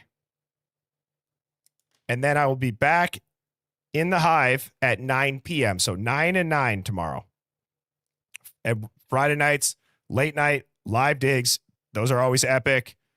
I'll have a fresh pack of some Bush lattes for 1-1 and Detective Mallory here. But yeah, that's going to be epic. Tomorrow night, we will be diving into a couple of things. I'm going to look into what Wicca said. I'm going to look into this narrative timeline, the trends, and pretty much right now, what's happening is they're playing with fire by not having these unredacted. Because if something comes out, if something ever gets leaked, or if people ever stumble onto something that is in the public eye on accident, like that extortion quote, well, then, I mean, what are they supposed? They probably could have just forgotten to do it with how much they've had to redact.